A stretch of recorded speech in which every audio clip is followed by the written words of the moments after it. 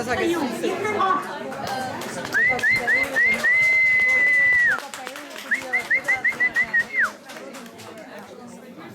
klar til at fortsætte med den næste del af vores program her i aften på Kulturnatten. Mit navn er Charlotte Ågaard, og jeg er journalist her på Avisen. Vores næste gæst er, jeg tror jeg er nødt til at bede dig om, maybe I have to ask you to pronounce that last name because it's really long. Yeshila.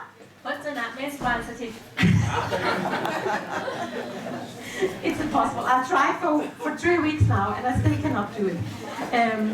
Yeshila is a journalist from Thailand who has been participating in our project.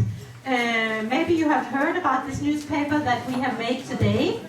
The specific about this newspaper is that it's all written by refugee journalists, people who have a professional background as journalists from different countries. We have had journalists from Syria, from Kenya, from Iraq, Kurdistan, from Somalia, Afghanistan, and from Thailand. And the reason why we have especially asked you to come here is maybe because most people don't expect a journalist from Thailand to be a refugee in Denmark. So, Yeshila, would you start please telling what is the reason you became a refugee? Yes, let's say in my entire life, I never have intention to be a refugee at all, never. Because I think to be refugee for me is something like so hopeless, because I have seen refugees in my country. They're in the middle of transferring themselves to the third country and their life is so bad, so poor. But because unexpectedly I broke lèse majesty law without realizing that someone will find out. What is a lèse majesty law? Lèse majesty law is a law where they protect and prevent Thai king and Thai monarchy and monarchy networks, privy councils, not to be spoken the truth in the media, in the normal expression, in the seminar, in the Facebook, or anywhere. And people who do this intentionally or unintentionally, they can be jailed for between 3 to 50 years. Normal people, ordinary people, or political activists now have been in Thai jail for this lèse majesty law. For me, I know this law exists, but I really want to express my view.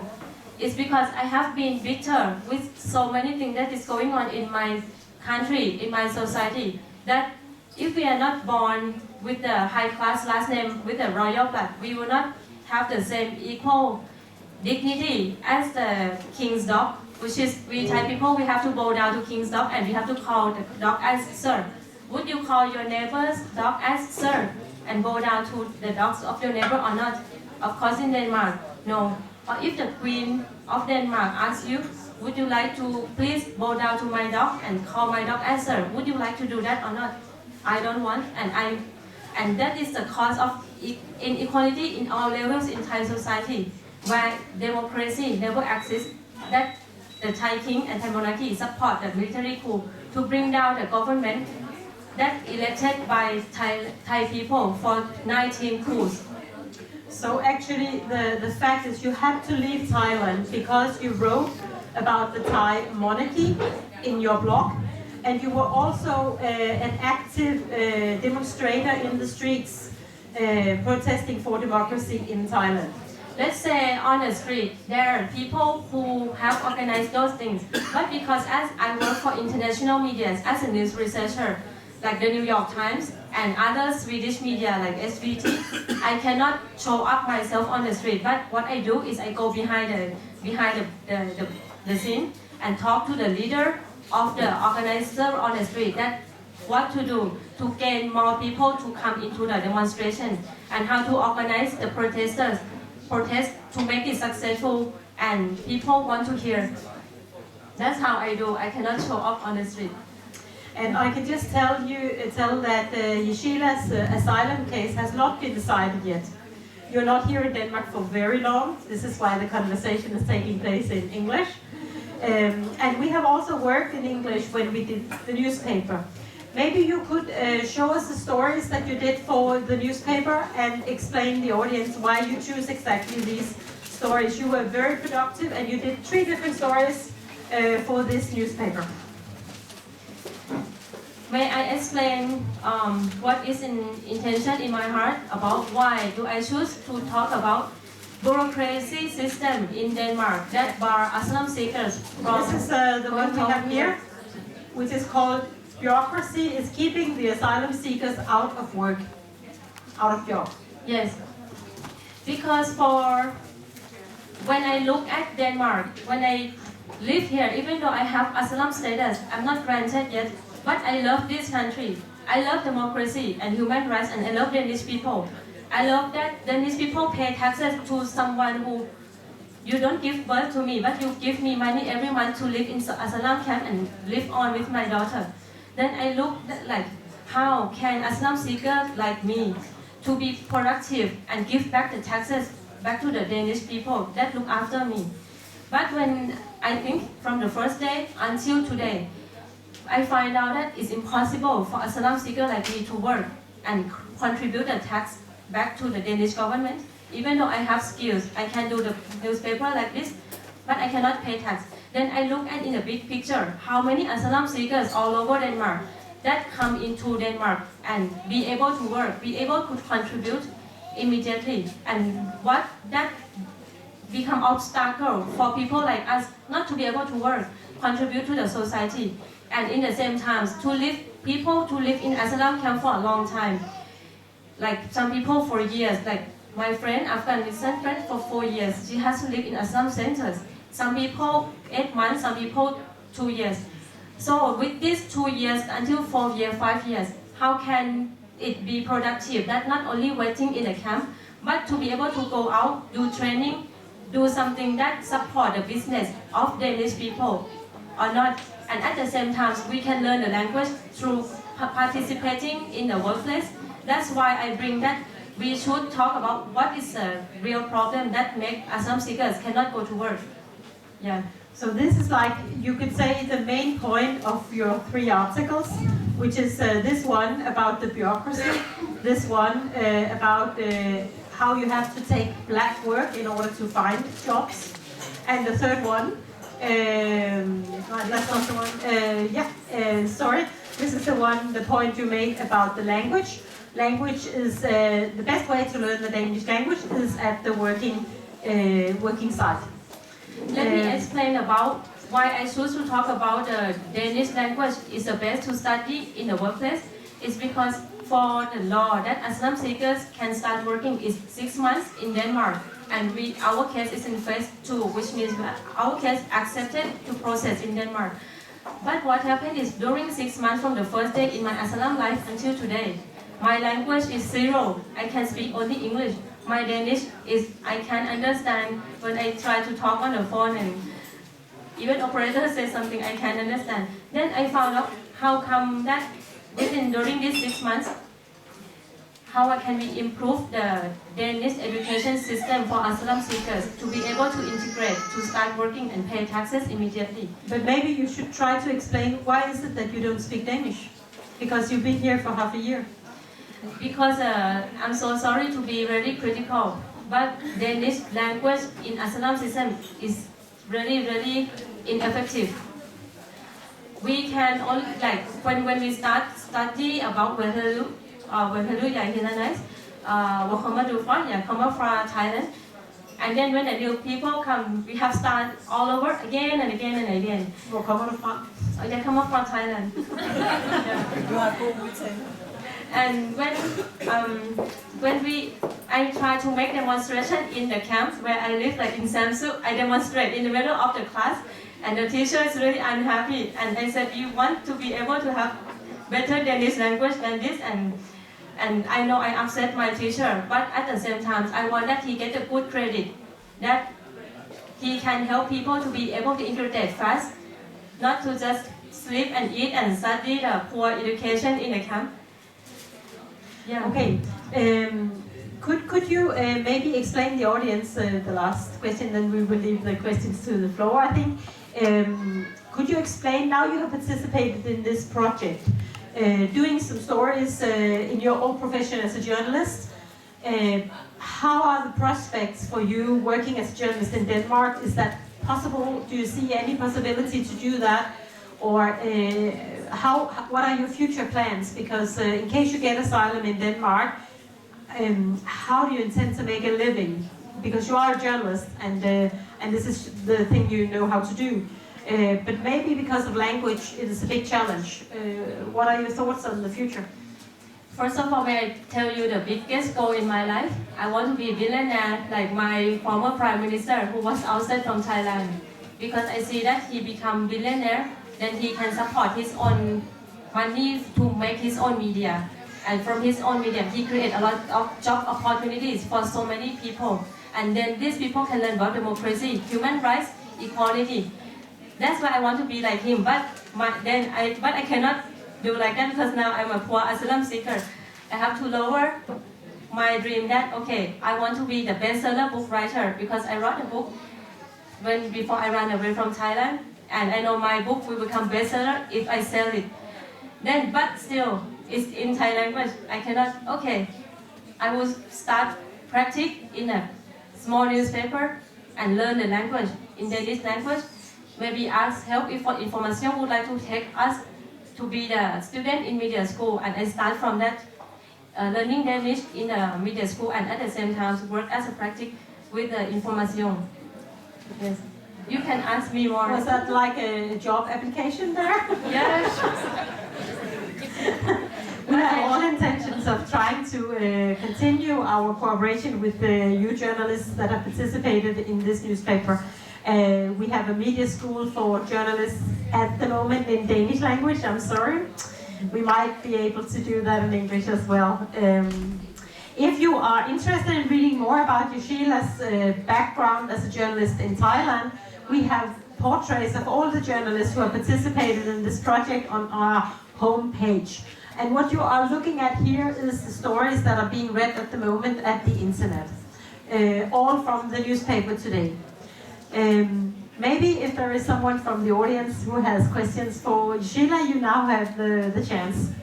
Both about the background, the conditions of work in Thailand, the conditions in the asylum centers, the question about getting jobs in Danish society, contributing to society, and the quality of education at the asylum centers. Please, the floor is yours. Anyone who wants a question or comment? In Danish or in English, I'll translate. Yeah, please. Hi. You're an educated woman, yeah? So when you came to Denmark, your education that you have from Thailand, is it being in any way acknowledged? What you have finished from school? I'll just repeat the question so everyone can hear. The question is, your education back from Thailand, is that in any way acknowledged in Denmark? I don't think it can be acknowledged because I know that in Thai university, we don't have the same quality as the Scandinavian level or in the American level. So I believe I have to start all over again, and I don't mind that. Yes. You can ask about other questions about why there's so many women come from Thailand and stay here too, and how is it related to Thai politics as well. Maybe you want to answer the question. Yeah. I think I can feel that you want to answer the question. Okay. First of all, as she said, you would not expect to have a Thai refugees here, right? Especially a woman. But you would see a lot of Thai women married to the Danish, and of course you might hear a story that they come for a better life. And I would like to say yes, it's true. What does it mean? It's because Thai monarchy, Thai army network, they don't want to give Thai women opportunity to go to higher education. And with the society, they force Thai women to support the family, even though they don't have anything to support. So they set up the way that Thai women can support the family by prostitution, and they earn money from the sexual organ of Thai women. This is how Thai army and Thai monarchy network has been doing with Thai women for more than 50 years. And that's why they keep Thai women and their family very poor. And most of these Thai women who come to live in Denmark with their husband come from the farmer background. And they keep farmers very poor by giving very low price of production. So that is indirectly force the children of these farmers to come into sexual industry to earn money into the government pocket and monarchy network pocket. And then it comes to here. That's why I have to speak about this on behalf of Thai women. I would like to bring the dignity of Thai women back to Thai women. That's why I need to come and explain what's really going on with Thai politics, which concern to Thai prostitution. Yeah, you can see why she's very popular with the Thai monarchy and the Thai army. They try to hunt me down. Well, yes, please. Wouldn't that be your best chance of a job here in Denmark to work with exactly that subject, because you have very special qualifications, because also of the language, that you would be able to interview these women and describe their situation. I'm just, when I listen to you, I can just sort of imagine that because working as a journalist with a language which is so difficult to learn as Danish, it must be a really great problem. But this you would have some really good qualifications for doing. Well, that story we definitely would like to print. So get I back to always work on that. dream about that. And of course, I have one thing to promote about my book. Of course, don't get me wrong. My book, not because I'm Thai woman and I write about sex, no.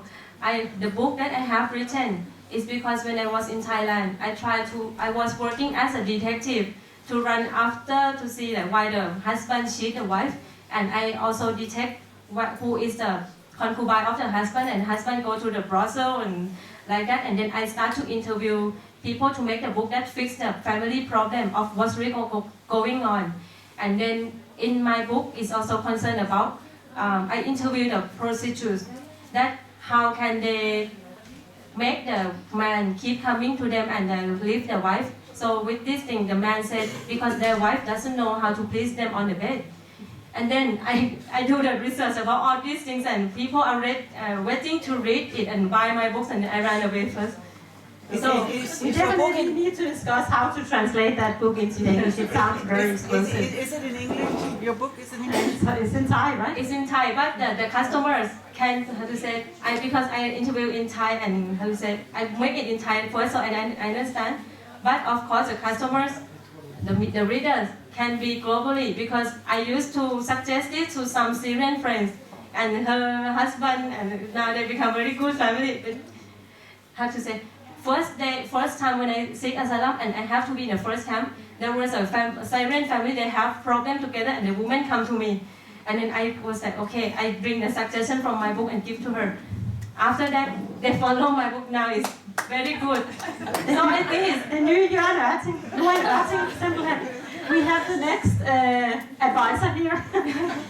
I think that we have, with Yeshila and the other refugees that we have met today, also Zainab, who's from Afghanistan here, and Sak from Kenya, and all the people that have contributed to this newspaper, we hope to have shown that they have a lot of resources, a lot of possibility of contributing to Danish society, and all you need basically is the possibility to use your talent.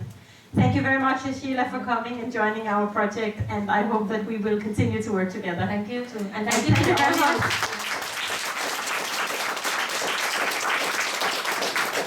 This talk ends our program tonight. We will still have our musicians who are now arriving to play for us for a little while. Please stay and have a drink with us, have a coffee, talk to Yeshila, Zainab, and the other Sak and the other refugees that are here and ready to talk to you. Thank you very much. We will leave the floor to Morten Stenders Trio. Sorry, Morten Stenders Trio, please.